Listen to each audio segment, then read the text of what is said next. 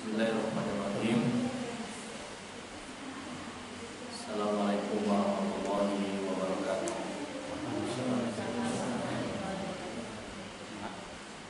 Innal hamdalillah nahmaduhu wa nasta'inuhu wa nastaghfiruh wa na'udzu billahi min shururi anfusina wa min sayyiati a'malina. May yahdihillahu fala mudilla lahu wa may yudlil fala hadiya lahu. Asyhadu an la ilaha illallah wahdahu la syarika lah wa asyhadu anna Muhammadan abduhu wa rasuluh. Ya ayyuhalladzina amanu taqullaha haqqa tuqatih wa la tamutunna illa wa antum muslimun. Ya ayyuhan nasu taqu rabbakum alladzi khalaqakum min nafsin wahidah wa khalaqa minha zawjaha wa batha minhuma rijalan katsiran wa nisaa'a wattaqullaha alladzi tasaaluna bihi wal arham innallaha kana 'alaykum raqiba. Ya ayyuhalladzina amanu taqullaha wa qulu qawlan sadida yuslih lakum a'malakum wa yaghfir lakum dhunubakum wa may yuti'illaha wa rasulahu faqad faza fawzan 'azima. Amma ba'd. Fa inna asdaqal hadithi kitabullah wa khairal hadyi hadyi Muhammadin sallallahu alaihi wasallam wa syarrul umuri muhdatsatuha fa inna kulla muhdatsatin bid'ah wa kullu bid'atin dhalalah wa kullu dhalalatin finnar. Umat Islam, para hadirin kaum muslimin wal muslimat, para jamaah yang semoga senantiasa dirahmati dan dimuliakan Allah Subhanahu wa taala. Puji syukur kita panjatkan kepada Allah atas limpahan nikmat yang telah diberikan kepada kita. Salawat dan salam semoga terlimpah kepada baginda Nabi Muhammad sallallahu alaihi wasallam, kepada keluarga, kepada sahabat-sahabatnya, dan kepada yang mengikuti agamanya dengan sebaik-baiknya hingga yaumul qiyamah. Di malam yang berbahagia hari ini kita akan menyampaikan satu materi pembahasan yang berkaitan dengan apa yang mesti kita siapkan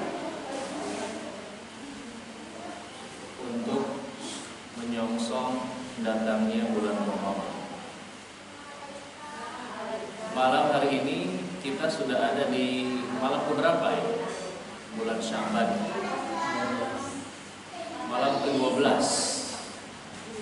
Itu berarti perkiraan 18 atau 17 hari lagi kita akan datang di satu bulan yang mulia, yaitu bulan Ramadan.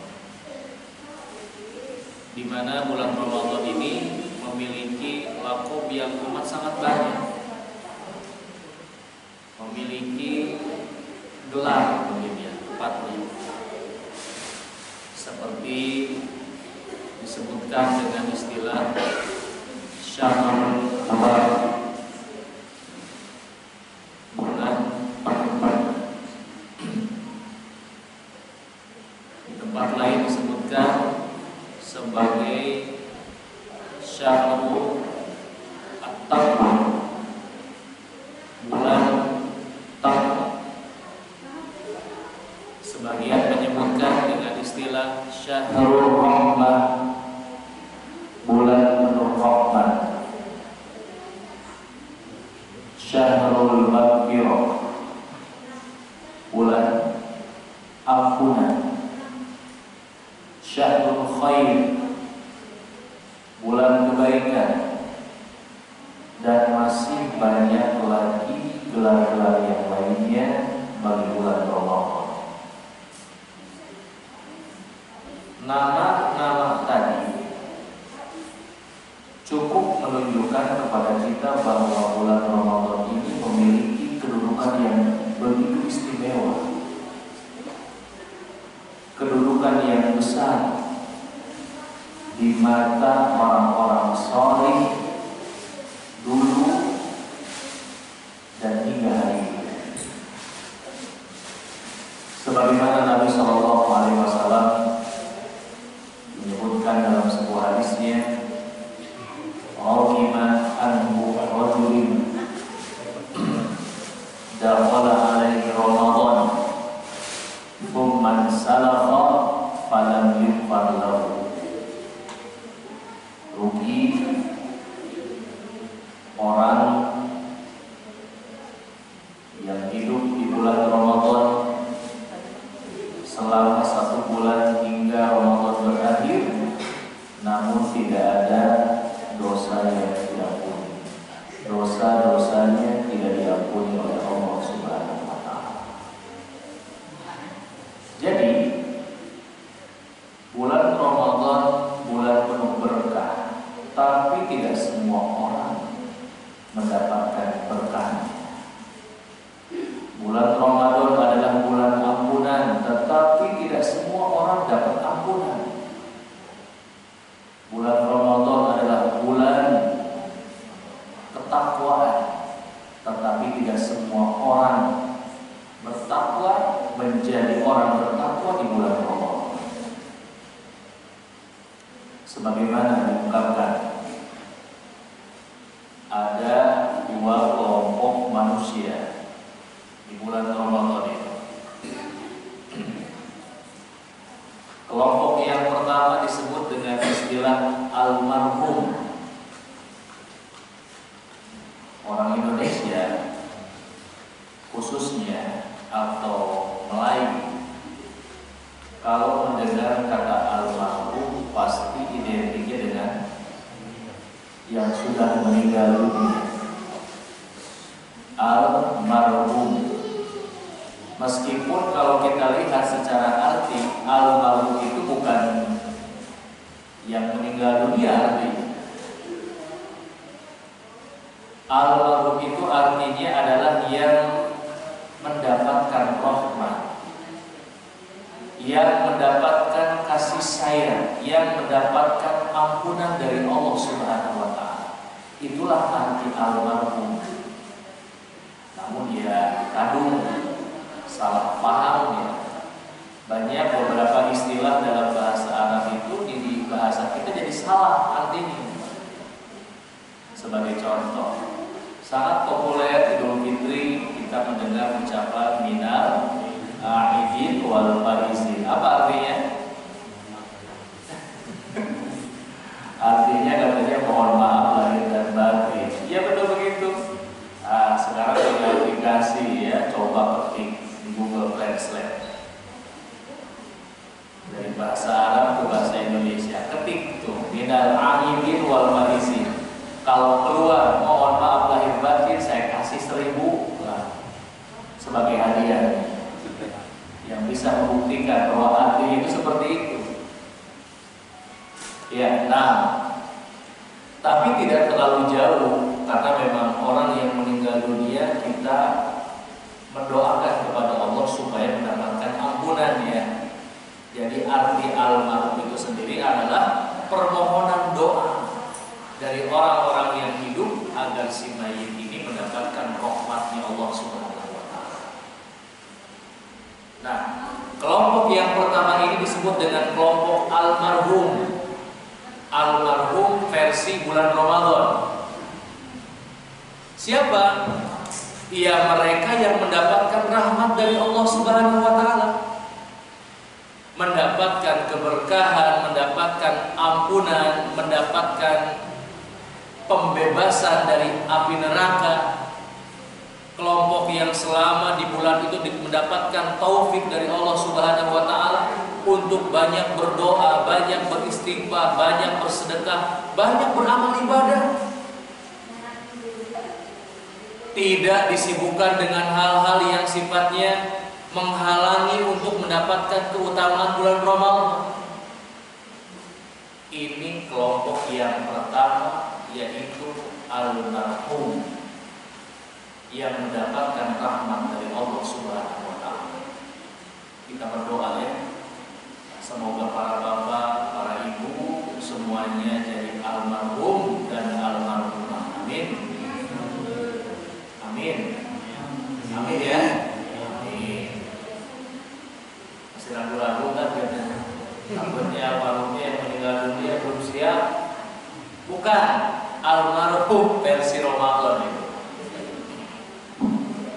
Kelompok yang kedua disebutkan para ulama dengan kelompok al-mahrum.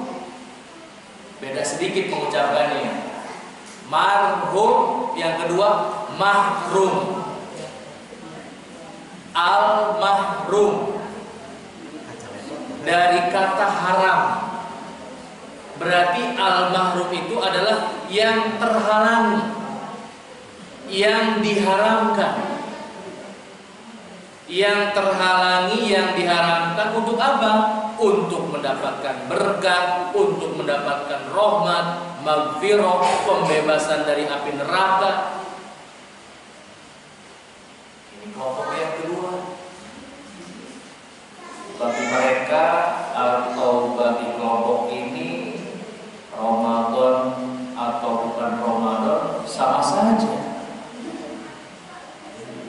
Di luar bulan Ramadan diperbudak oleh syahwat dan syubhat. Di bulan Ramadan tidak jauh berbeda. Biasanya kelompok yang kedua ini mereka agak sedikit marah dengan datangnya bulan Ramadan. Ada ya,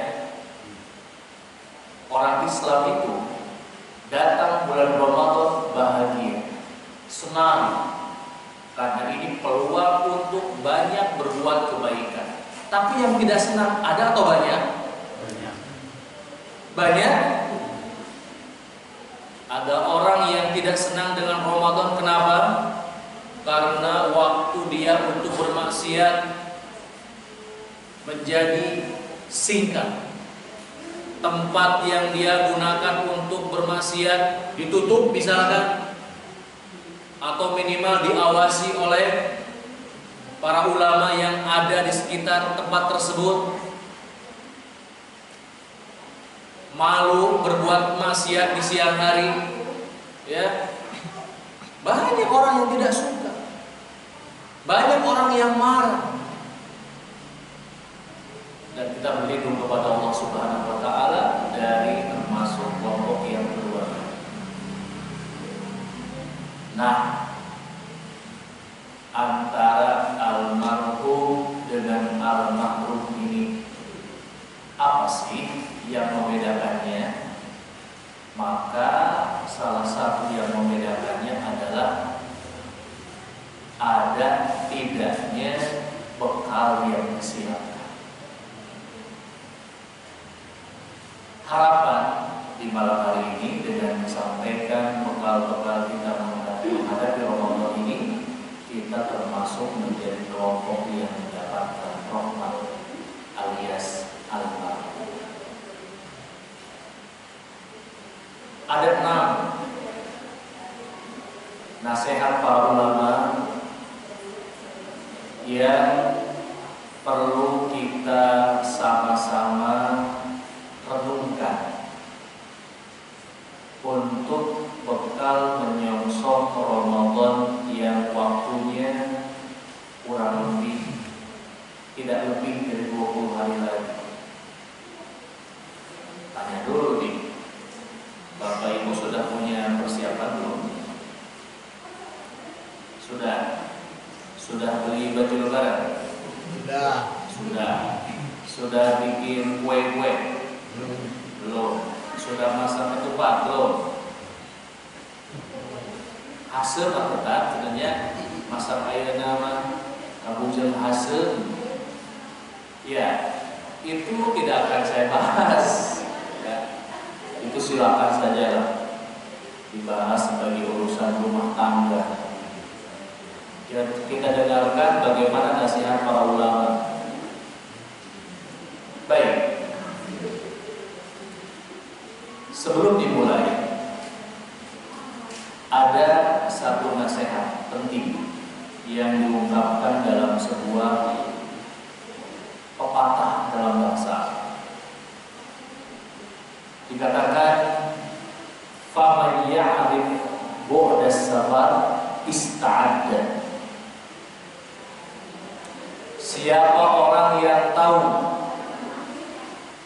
jauhnya jalan yang akan dituju, maka dia mempersiapkan dirinya. Mau pergi ke tanah suci tidak akan sama bekal yang dibawa dengan pergi ke mana? Ke Masjid Agung Ciamis.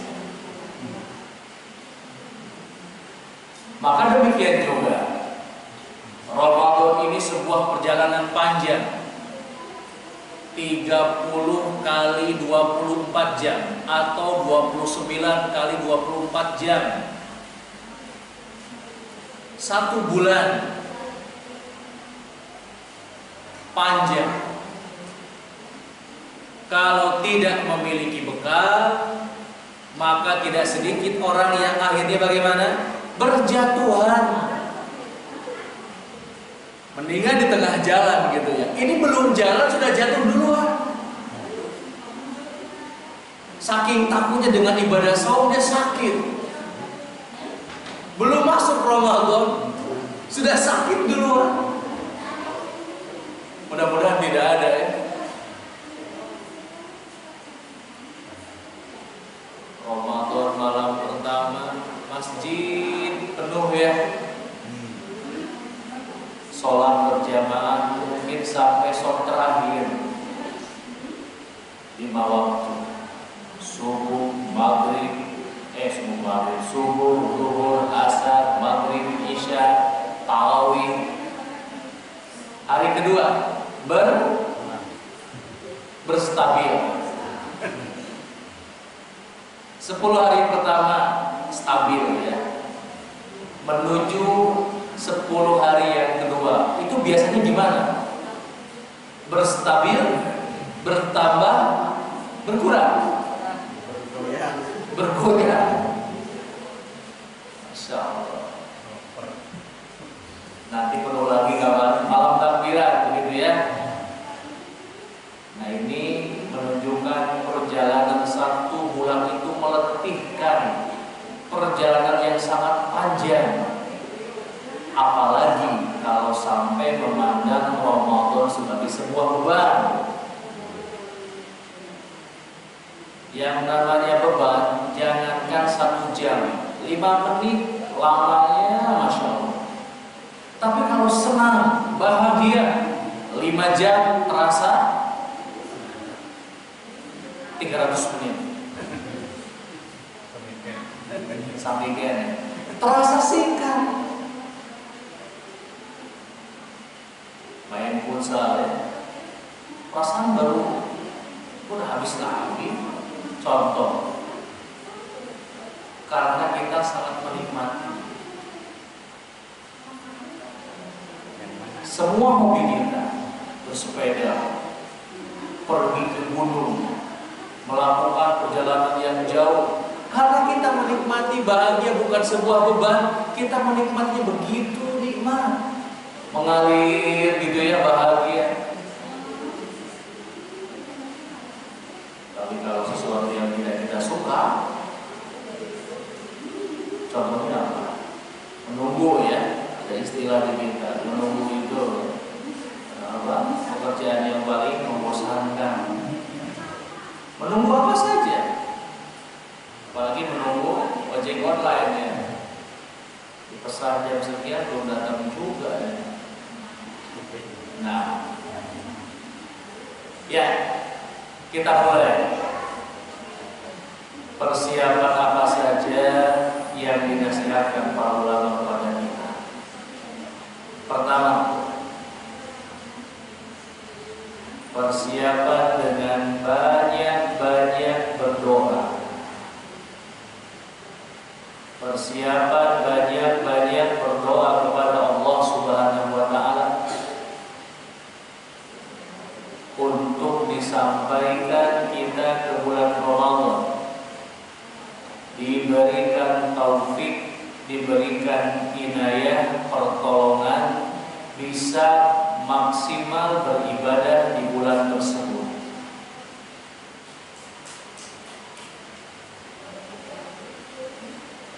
Bulan Rajab itu sudah banyak yang mengirim pesan doa ya.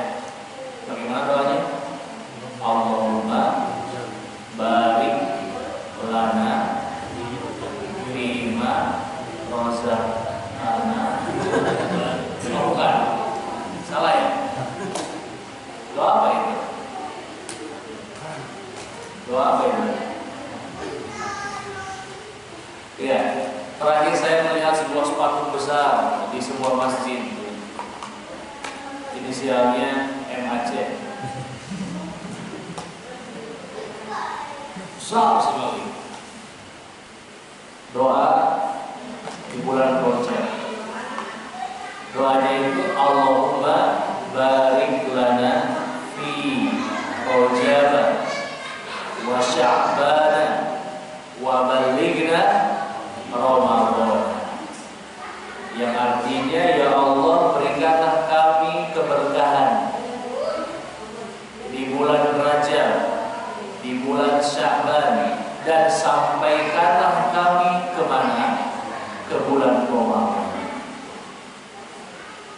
Ya, memang doa ini tidak dikenal sanadnya. Apakah ini sebagai sebuah doa yang dianjurkan atau bagaimana? Tetapi secara makna, wabalighna Ramadan, sampaikanlah kami ke bulan Ramadan, itu banyak diamalkan oleh para ulama dari masa ke masa. Sebagaimana diungkapkan salah satunya oleh Al-Mu'alla bin Fadl. Beliau mengatakan, kanu yad'una Allah sittata ashhurin ayyuballighahum Ramadan, thumma yad'una sittata ashhurin ayyataqabbala minhum. Orang-orang soleh terdahulu, mereka berdoa kepada Allah selama 6 bulan. 6 bulan sebelum datangnya Ramadan, mereka sudah mulai berdoa kepada Allah supaya mereka disampaikan ke bulan Ramadan. Ramadan itu bulan berapa ya? 9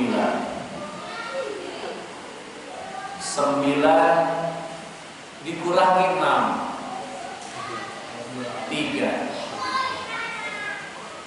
Bulan ketiga itu bulan apa? Rabiul Awal. Orang sini bilangnya bulan Ulun. Betul? Sejak Rabiul Awal, kebiasaan salafus salih, ulama-ulama terdahulu, mereka sudah mulai berdoa kepada Allah.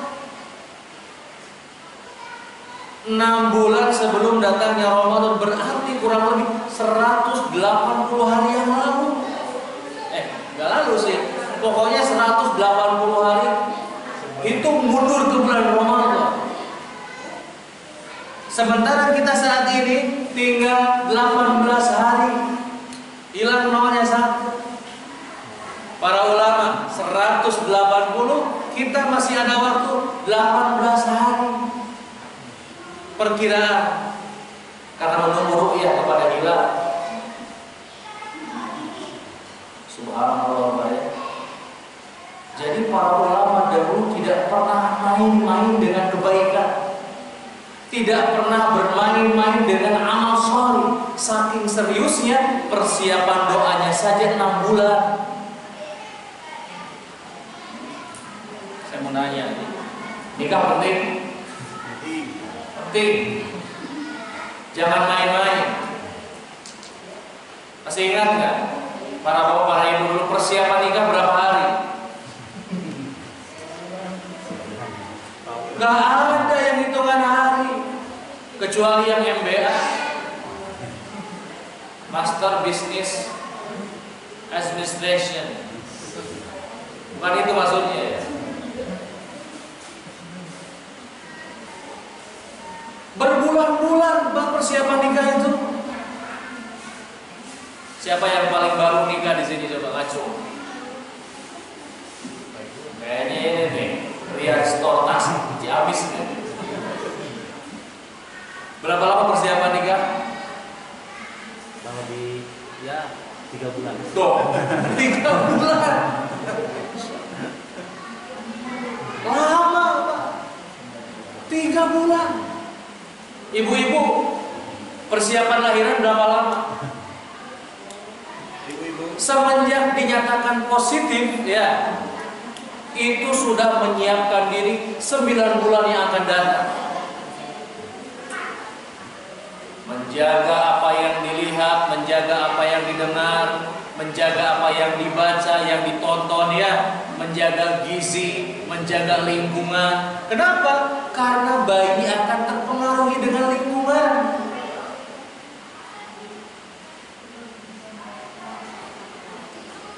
Nyongsong bulan Ramadan, para ulama 6 bulan persiapannya.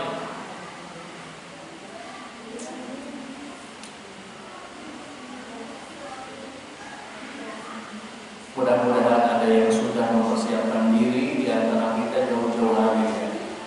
Udah Ustaz katanya. Apa itu? Nih, sejak Muharram saya sudah beli baju untuk baju lebaran. Bukan baju. Baju nomor berapa? 2, 3. Terserah. Tapi yang satunya jangan itu. Yang satunya adalah meraih takwa dulu. Kan baju takwa katanya. Jadi nomor 2, sebaik-baik baju takwa. Nah, jadi berdoa 6 bulan berdoa. Setelah masuk bulan Ramadan bagaimana? Kata beliau, setelah mereka masuk bulan Ramadan, summa yad'una sittata ashhurin ayyataqabbala minhum. Sudah masuk bulan Ramadan, mereka berdoa 6 bulan ke depan. Ramadan, Syawal, Zulqa'dah, Dzulhijjah, Muharram, Safar. 6 bulan berdoa supaya amal ibadah mereka diterima. Masuk Muludan lagi, Rabiul Awal, doa lagi 6 bulan supaya disampaikan. Begitu sampai minta lagi kepada Allah supaya amal ibadah diterima.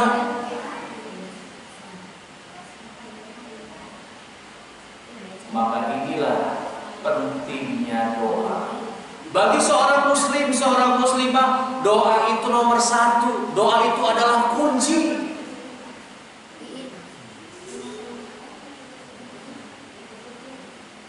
Belum punya istri, kuncinya pertama doa.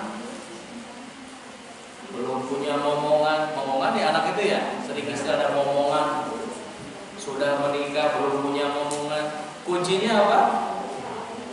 Sudah punya momongan, pengen apa? Menantu. Apa aja, apapun kebutuhan kita, solusi pertamanya adalah doa.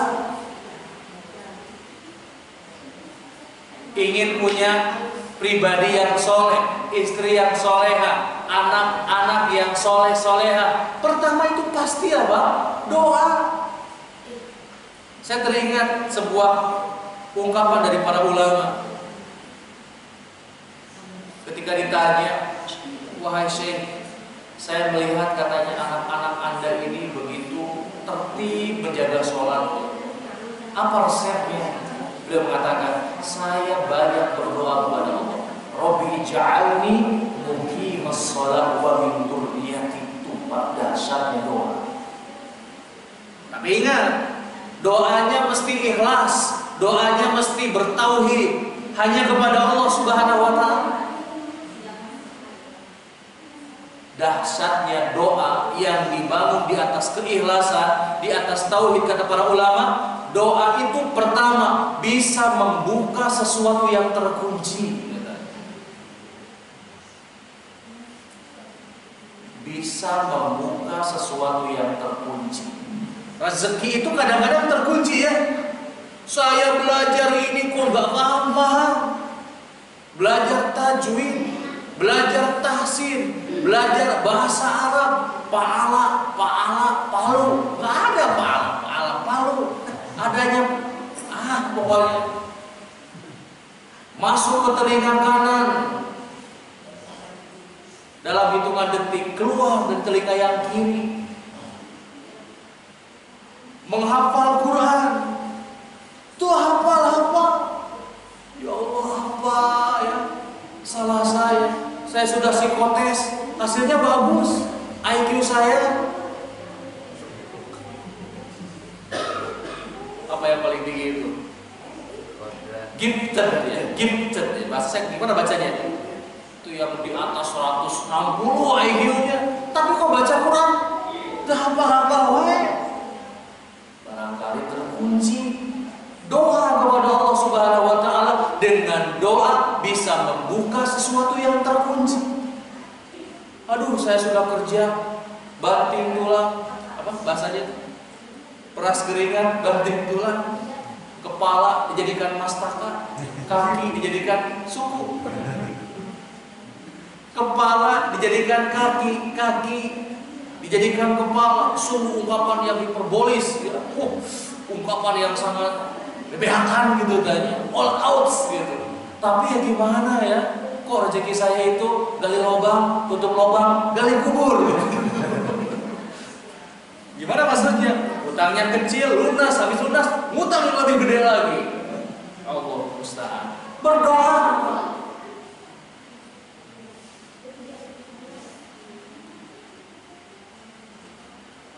Merubah masalah. Setiap masalah tanpa solusi. Bukan. Apa itu yang slogan salah satu BUMN ini ternyata? Kalau lupa saya. Apa tuh slogannya?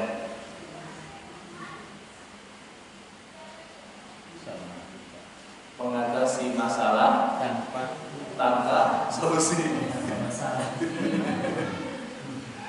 Ya, mengatasi masalah tanpa masalah.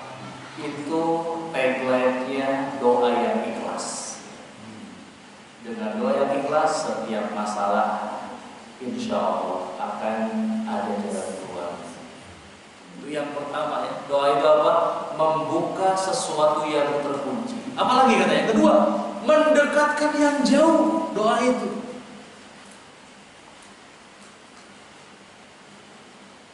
mendekatkan yang jauh. Yang cepat ya. Yang ketiga, mengumpulkan sesuatu yang berserakan. Dan yang keempat, dahsyatnya doa menjadikan mungkin sesuatu yang akal kita berkesimpulan ini impossible.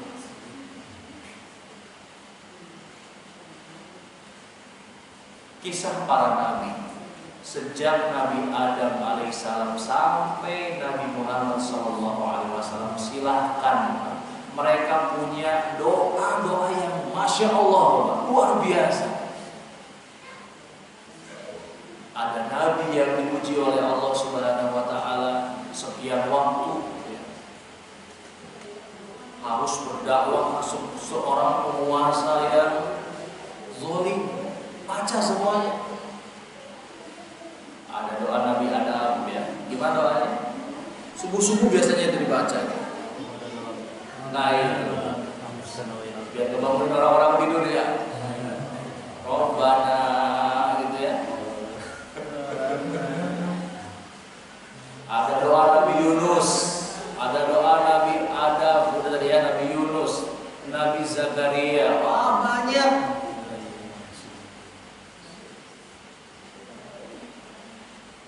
Jadi perkalian pertama bagi yang belum, sejak saat ini kita banyak berdoa kepada Allah ya.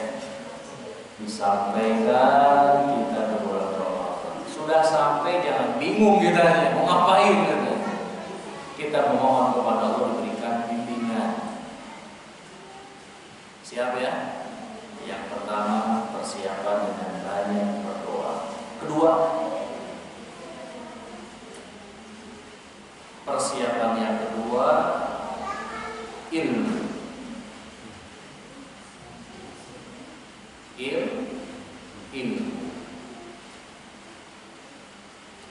Dan ilmu yang kita persiapkan juga banyak. Pertama ilmu apa kira-kira? Tauhid.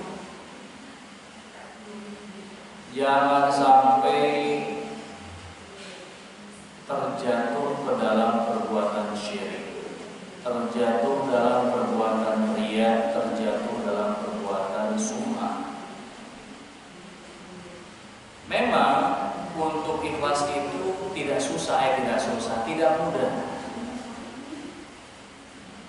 butuh perjuangan, butuh pengorbanan. Sebagaimana dikatakan oleh Imam Ibnu Mubarak, "Ma 'alajtu syai'an ashadda 'ala nafsi min niyati." Tidak aku mendapati sesuatu yang paling susah ngobatinnya atas sesuatu yang ada dalam diri ini melebihkan susahnya membawa jiwa ini untuk ikhlas. Ya, jadi ikhlas itu sulit, tetapi bukan sesuatu yang mustahil. Dengan apa? Dengan belajar, dengan berdoa lagi. Sekarang kita hidup di zaman di mana pintu-pintu tidak ikhlas itu terbuka lebar.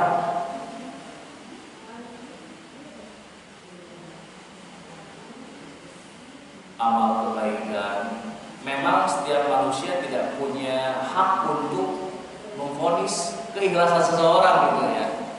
Tetapi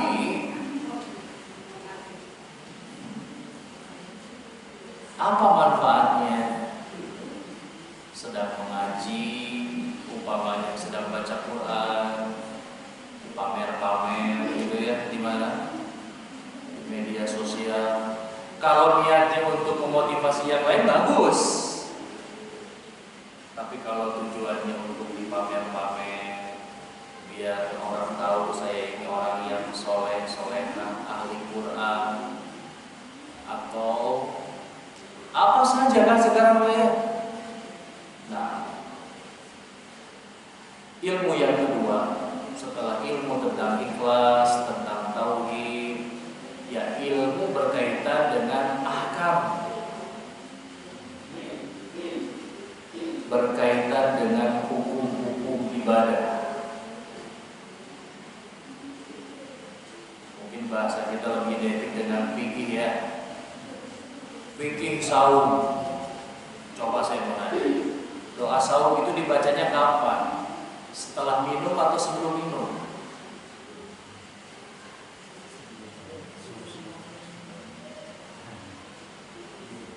Itu menunjukkan kita butuh ilmu ya.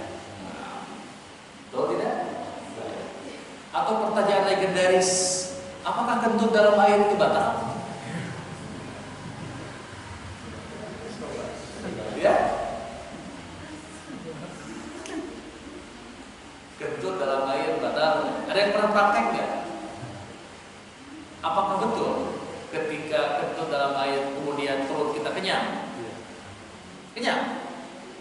Atau karena sifat udara memenuhi ruangan gitu ya? Ketika ada udara yang keluar, maka otomatis ada air yang masuk gitu. Apa betul begitu? Tidak. Milik kita tidak seperti botol. Botol dibuka isinya kosong, masukkan ke air, masuk airnya ke botol. Tapi tubuh kita nggak kayak botol. Tadi saya praktekkan di kolam renang.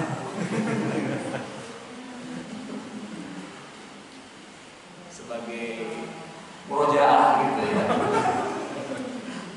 Oh, Pak, ada yang masuk. Persis tadi sebelum asar saya praktekkan di kolam renang. Ada yang masuk. Aman-aman aja. Baik. Hukum ya.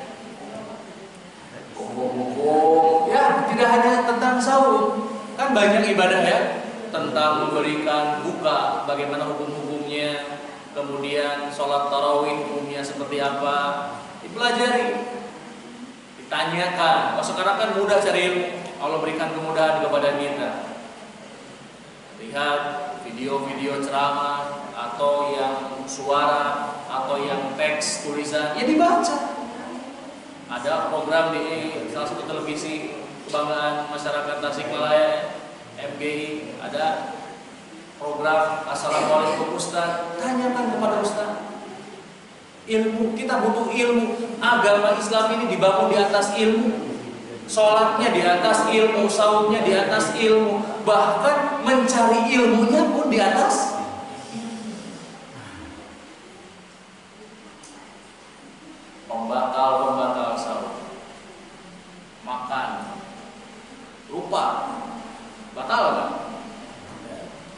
lupa makan, batal tidak saumnya? Tidak. Karena ada hadisnya ya. Siapa orang yang sedang saum kemudian dia lupa makan, kemudian ingat lagi saum, nah, maka lanjutkan saum yang ada tadi. Adapun makanan itu adalah rizki yang Allah berikan kepadanya, insyaallah. Lupa minum, batal tidak? Tidak. Cuma yang ketiga ini bingung saya. Kan pembatal saum itu 3 ya. Makan, minum, satu lagi apa? Iya, berhubungan suami istri. Kalau lupa, batal nggak saumnya? Suaminya lupa, istrinya lupa. Keterlaluan. Iya, terlaluan. Ya mungkin pengantin baru ya. Sejadi ini parah banget lupanya ini. Terlalu banyak minum obat sakit kepala yang inisialnya P. Sudah lupa tuh, lupa terus aja. Kayaknya nggak kebayang ya. Nggak. Jadi memang para ulama pun nggak membahas. Jadi yang dibahas lupa itu lupa makan, lupa minum. Nah, boleh nggak begini? Kan orang yang sabar itu boleh tidak saum ya? Bisa aja nih suami istri, maklum lah pengantin baru gitu ya. Pengen nih. Kalau dilakukan di tempatnya sendiri tidak sedang sabar, maka dia wajib mengkodok 2 bulan gitu. Tapi dia bersiasat. Wah, yuk kita nyoba. Kita sabar aja yuk. Menyegajakan diri. Dia tujuan sabarnya supaya untuk berbuat tadi. Bagaimana hukumnya? Nah ini butuh kepada ilmu. Ya. Tanya fas'alu ahla dzikri in kuntum la ta'lamun. Jelas? Itu ilmu yang kedua. Pelajari berkaitan dengan hukum. Bagaimana supaya saum kita sah? Bagaimana sholat tarawih kita itu betul-betul dilaksanakan sesuai dengan tuntunan? Begitu ya? Nah, yang ketiga, ilmunya dikatakan para ulama ilmu yang berkaitan dengan hikam. Hikam itu adalah hikmah-hikmah dari sebuah ibadah. Dan kita selaku muslim-muslimah mesti meyakini bahwa di balik semua perintah Allah, di balik semua larangan Allah ada hikmahnya. Kita tahu atau tidak tahu.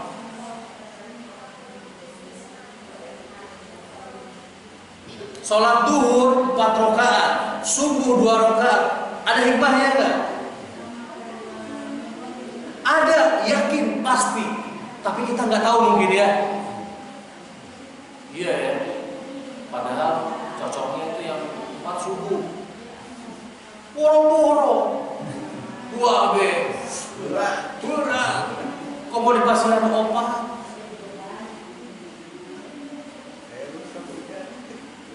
Minuman keras diharamkan dalam syariat Islam. Pasti ada hikmahnya. Hikmah yang paling utama itu apa? Ya kita taat kepada Allah itu. Taat kepada Rasulullah SAW. Baru setelahnya mungkin secara kesehatan terbukti ternyata miras ini akan merusak akal, akan merusak lingkungan, akan merusak fisik, akan merusak pesan. Betul? Ada hikmahnya. Ibadah saum hikmahnya sebutkan banyak. Katanya saya masih ingat ceramah yang saya dengar waktu saya kecil dari Kiai Haji Jainuddin MZ. Hikmah puasa adalah pengendalian Wah gitu ya, masih ingat ya? Nah itu salah satu tujuan atau hikmahnya ibadah saum itu supaya kita bisa mengendalikan diri. Ini belum saum itu. Kita harus bisa mengendalikan diri, terutama saat berbuka puasa.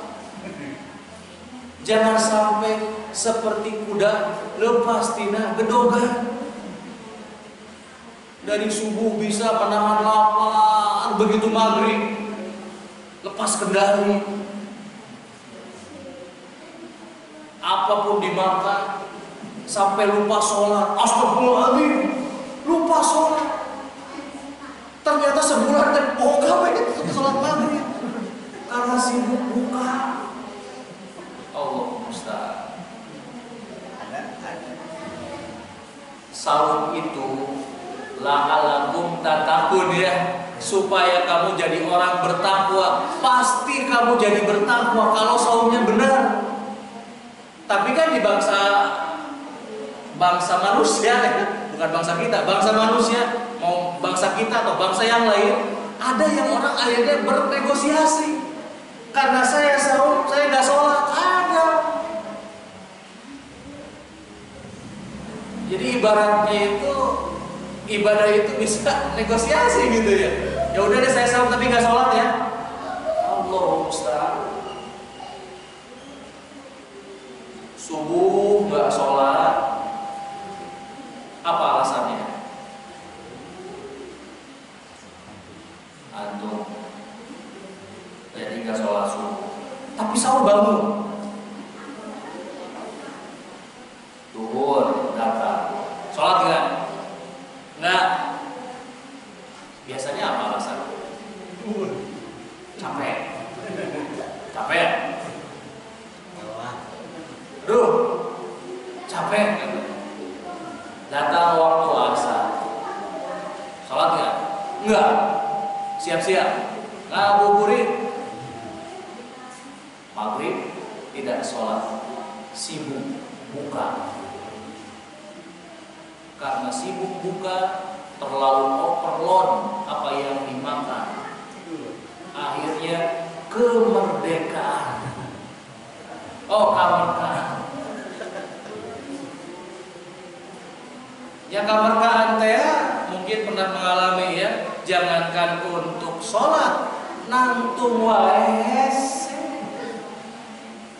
Akhirnya tidak sholat isya. Jangan tanya sholat tarawih. Da isya kaget henteu ngomong tarawih. Ini contoh belajar melaksanakan satu ibadah tidak tahu hikmah. Maka banyak istilah di kita itu ya, ada STMJ. Apa tuh? Apa? Sholat terus maksiat jalan gitu kan ya? Loh, kok bisa? Karena dia tidak memahami apa hikmahnya sholat itu.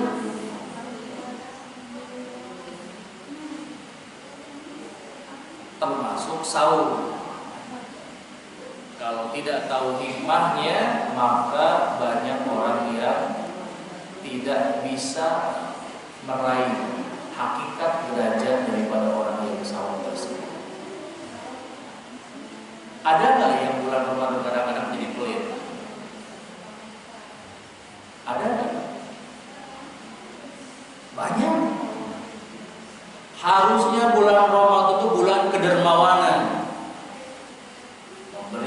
Memberi iftar, sedekah, menyantuni fakir, miskin, yatim. Ini banyak juga orang yang kadang-kadang jadi kopet bulan Ramadan. Contohnya, ilmu yang keempat, ilmu yang berkaitan dengan adab-adab dalam menjalankan ibadah. Sholat tarawih ada adab-adabnya.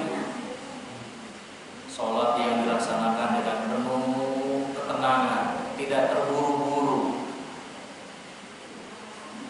Konon di sebuah negeri ada orang yang sholat tarawih 7 menit. 7 menit 23 rakaat.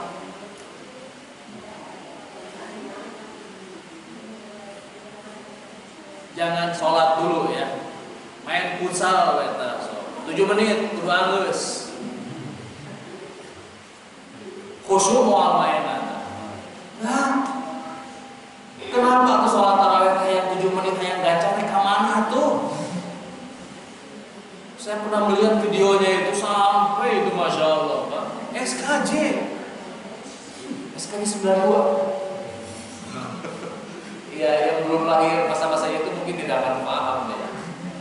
SD itu biasa ya, Senin hari apa gitu, SKJ. Anak 90-an nih, SKJ SD ini. 1, 2, 1. Sholat tarawih, artinya tarawih itu apa? Tenang, slow, santuy kata anak muda sekarang itu sholatnya. Kalem ya, boleh diselangi 2 rakaat salam, duduk sebentar, minum dulu. Jangan bahas apa-apa. Santai pelaksanaannya. Bacaannya boleh panjang, boleh pendek, sesuai dengan kemampuan kita. Kalau 7 menit, sepertinya baca Al-Fatihahnya sekali tarik nafas ya. Coba. Al-Fatihah 7 ayat sekali nafas. Boleh tanya tuh sama AAM itu ya, sudah belajar tahsin sama Syekh Usama ya. Apakah akan sesuai dengan tuntunan yang semestinya enggak? Enggak, diwasol semua ya. 1 menit itu, enggak 1 menit, 1 kali nafas, diwasol semua. Sedih ya kadang-kadang ya. Nah, sekali nafas. Ketika berbuka ada badannya, sunahnya adalah dengan rutom. Segera sediakan rutom. 18 hari lagi keburu sold out. Itu hidangan terbaik untuk berbuka puasa. Di dalam rutom terkandung manis dan basah. Kalau tidak ada rutom, maka gunakanlah tamar, kurma kering yang ada manisnya aja, nggak ada basahnya. Kalau nggak ada kurma, pakai yang begini, ambil basahnya aja, gitu ya. Tapi ini tidak wajib, pakai bala-bala boleh. Buras, kalau ya donat, bolu. Tetapi seyogianya kita memahami ya kebutuhan tubuh kita. Setelah sekian lama tidak makan minum, ya secara medikal, secara kesehatan, ya, butuh untuk pemulihan energi dulu. Nah, baik, itu persiapan yang kedua, persiapan berkaitan dengan ilmu. Kita lanjut persiapan yang ketiga. Kira-kira apa? Sudah membiasakan amalan ibadah sunnah sebelum datangnya bulan Ramadan.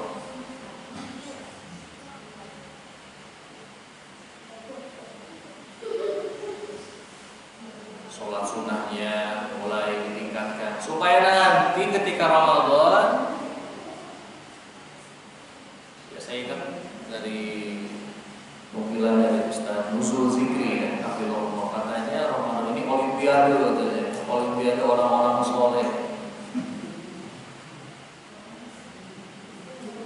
Olimpiade orang-orang soleh, olimpiade olahraga ya, lomba-lomba mencari medali emas, medali ya. Supaya dapat medali, bagaimana persiapannya? Dilatih dari tingkat kecamatan, apa namanya? Tingkat sekolah dulu, orang. Pekan olahraga antar kelas, naik tingkat desa, namanya por, bukalah ya, nanti ada porda, ada pon, ada tingkat apalah pokoknya ya, pokoknya terbaik itu olimpiade gitu, olimpiade kan, disiapkan, dibiasakan sholat sunnah, saum sunnahnya, baca Qur'annya dilatih. Apakah saya bisa mengikuti jejak Imam Syafi'i? 1 kali 2 kali hatam? Tarik nafas dulu dong 2 kali hatam. Imam Syafi'i bahkan tadi dari hafalan katanya. Apakah saya akan menandingi gua siapa? Sedekahnya para salafus shalih di bulan Ramadan. Dibiasakan. Kata Bapak tadi, jangan sampai masjid itu sholatnya, jamaahnya di Samsung, bisa maaf 2, 3, 4. Ya Allah, masjid 2, 3, 4. Kalau nikah bagus. Kalau sholat jamaah 2, 3, 4, sepertinya harus dipertanyakan ya. Dipanggil 5 kali sehari, kumandang adzan dari masjid, hakikatnya Allah yang memanggil.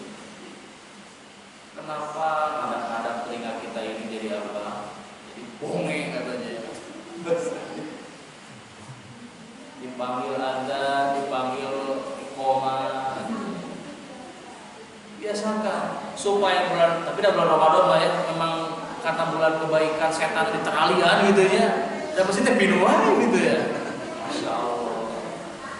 Tapi yang tadi berhukum berlaku hukum hukum naik turun ya. Awal naik itu kurva apa itu? Kurva apa Pak? Matematika itu kurva normal, kurva tidak normal itu.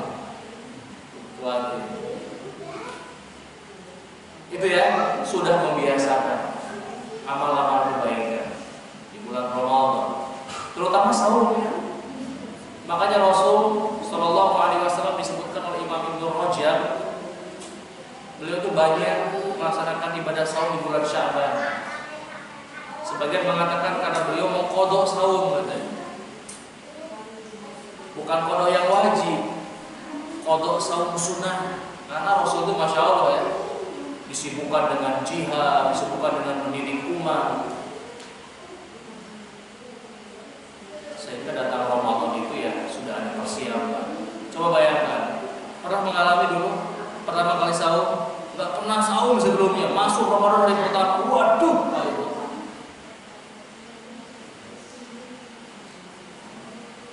katanya sampai ada yang bisa bangun gara-gara sahur.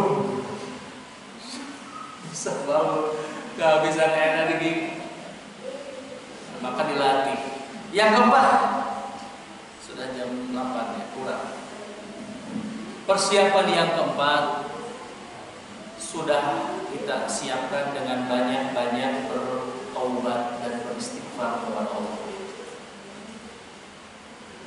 Bertaubat dari kesyirikan, masih pakai hal-hal yang sifatnya syirik, tinggalkan. Syirik itu akan menyebabkan amal ibadah kita gak ada nilainya di sisi Allah Subhanahu wa Ta'ala.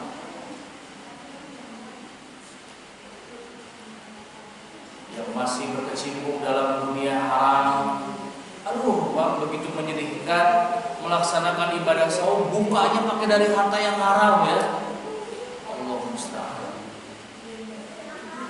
Lebih baik daging ayam dari harta yang halal daripada sekeping bal-bal dari harta yang haram. Wah, mau jadi hidup-hidup ajaran nggak dari saya ingat aja ada ajaran ngomong gitu. Yang haram tuh nggak jadi kentut. Mau jadi hidup-hidup ajaran gitu. Sedih banget, terutama kepala keluarga. Menafkahi istrinya, menafkahi anaknya yang dari pagi subuh beribadah kepada Allah dengan sahurnya. Begitu sahur, begitu buka dikasih dari makanan dari harta yang haram. Aduh ya Allah ya Rabb, gimana ya?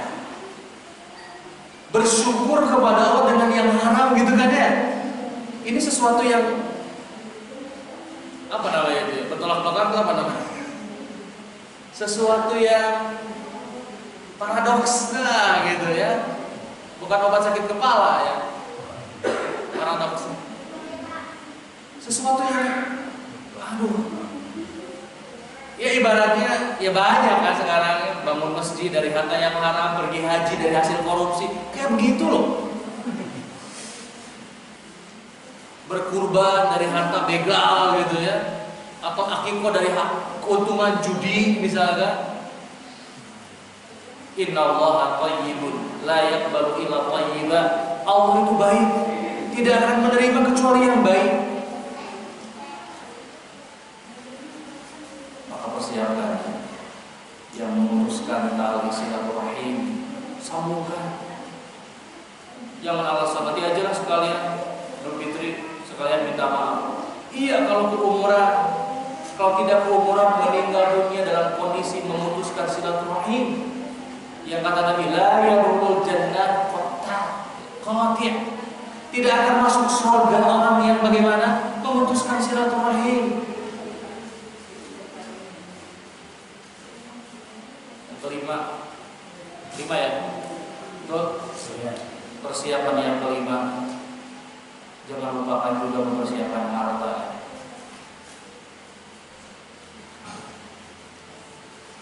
Melihat para ulama dahulu datang Ramadan, tokonya tutup. Saya mau fokus ibadah di bulan Ramadan. Wah, luar biasa. Masyarakat Tambahan 21 yang tidak jualan, kadang-kadang bulan Ramadan jadi jualan. Betul? Terbukti, faktual, empirik, bisa diobservasi, buktikan. Berbicara pengalaman masa lalu, saya punya tetangga di luar bulan Ramadan nggak jualan, datang Ramadan jualan. Harusnya Pak, ya ini bukan harusnya, bagusnya gitu ya. Ramadan tuh seperti para ulama, ya udah Ramadan, kalaupun tidak tutup dikurangi frekuensinya, yang biasa mungkin dari jam berapa itu buka 24 jam sehari semalam, ya tutuplah sesaat. Walaupun mungkin tidak semua bisa ya, karena memang mencari nafkah juga bagian daripada ibadah kita kepada Allah, nggak jadi masalah. Tapi jangan sampai dengan alasan kita usaha mencari keduniaan itu, kita terhalangi dari banyak keutamaan-keutamaan. Tidak itikaf, tidak mencari Lailatul Qadar karena sibuk apa gitu ya. Jujur ya, memang poin yang kelima ini sulit-sulit tidak mudah ya.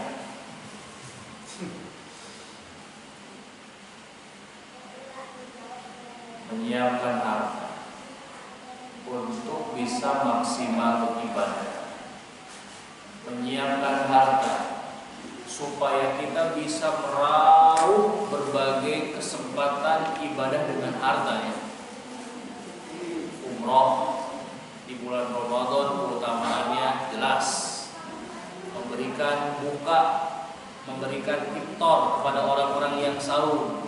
Masya Allah Pak, pahalanya luar biasa besar. Ini sepertinya kalau para ibu di sini sudah alamiah ya, tidak Ramadan saja banyak membawa adrahi, kata orang sana. Adrahi ya, dahareun. Terima kasih ibu-ibu ya, barakallahu fiik. Para bapak juga sama yang bawa makanan. Nanti Ramadan bawa pada waktunya tapi ya, menjelang buka atau saat sholat tarawih. Masya Allah, ini peluang. Di kampung saya kadang-kadang di list tanggal 1 Bapak Ujang, tanggal 2 Bapak Asep, tanggal 3 Bapak Ucu, dengan apa itu? Dengan list hidangan iftar atau kita dikenal dengan istilah takjil yang berbeda-beda. Bapak Ujang sedia gehu, Bapak Asep korma garing, Bapak Cucu kurma basah, rutong. Itu ayat rutong. Masya Allah.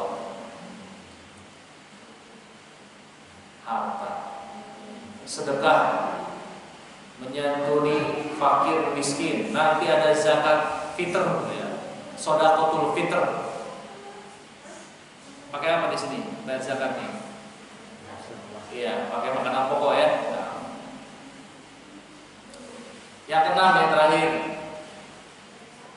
sebagai apa ya? Sebagai menyambung apa yang sudah sekian lama terputus ya, dengan para wali di Masjid Al-Hudaybiah. Yang terakhir ya, yang keenam, tidak kalah penting juga kita mempersiapkan kata para ulama ya, program rencana-rencana kita di bulan Ramadan. Mungkin kalau DKM yang paling sibuk ya, mencari imam, mencari dana untuk buka bersama. Itu program kajian untuk anak-anak, siapkan stempel karena biasanya masih musim ya. Setelah kajian kemudian berebut tanda tangan penceramah, stempel. Tapi dilihatin ya, jangan tanda tangan doang Pak. Kadang-kadang tulis apa gitu ya, anak-anak juga ya. Tadarus untuk ibu-ibu, semuanya buat ibu-ibu semuanya. Jangan sampai kita bingung. Kita minta kepada Allah disampaikan ke bulan Ramadan, sudah sampai bingung mau ngapain. Padahal kayak gitu. Kita minta kepada Allah sesuatu, ketika sudah diberikan kita bingung mau ngapain. Minta kepada Allah, Rabbana hablana min azwajina. Minta istri kepada Allah Subhanahu wa taala. Sudah Allah beri kita bingung. Dua kali nyebutnya. Maaf ya. Berapa kali nyebutnya? 2 kali ya. Tidak akan bingung asalkan kita sudah mempersiapkan yang mana tadi? Yang awal-awal. Mempersiapkan ilmunya, mempersiapkan apanya, hartanya, mempersiapkan apa? Diri kita, jiwa raga kita. Pasti bukti nyata kalau orang tidak punya program Ramadan, pasti solusinya adalah N.M alias naum. Betul tidak? Orang yang bingung di bulan Ramadan mau ngapain, solusinya adalah tidur. Habis iftar habis sahur, bobo. Bangun-bangun qabla zuhur, wah dahsyat gitu. Salat zuhur, masih ingat salat maksudnya, alhamdulillah. Setelah salat zuhur, to be continue. Teraskeun tadi. Daripada ngomongkeun batur mending bobo Allah musa jempol lagi duaan. Iya memang, daripada maksiat mending tidak maksiat, tapi tidak maksiatnya akhirnya menghabiskan waktu dalam sesuatu yang tidak tidak utama. Manfaatnya ada, tidur ada manfaatnya.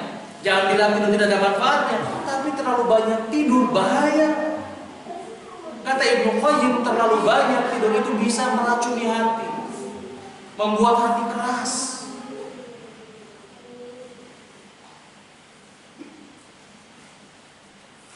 Pada duhur bingung ngapain dia. Orang lain kan mungkin pada duhur programnya adalah tidur, dia bingung mau ngapain. Akhirnya dia ikut tidur. Pada asar, apa ya?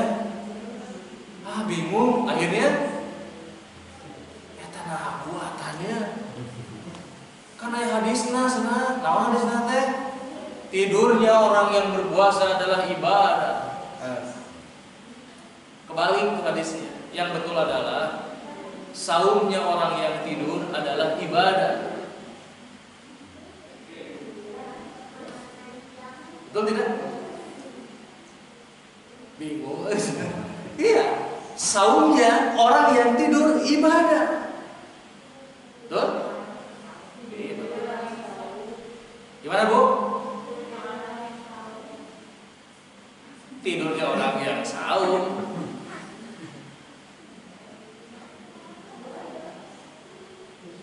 Saumnya orang yang tidur, Bu. Ya, bukan tidurnya orang yang saum. Saumnya orang yang tidur ibadah.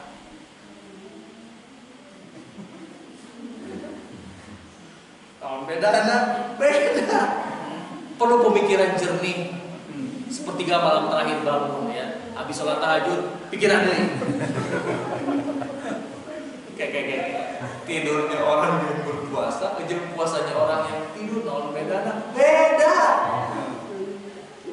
Sekarang habis tidak udah mau pengen pulang, pengen buru-buru habis kajiannya, ya jadi nggak fokus.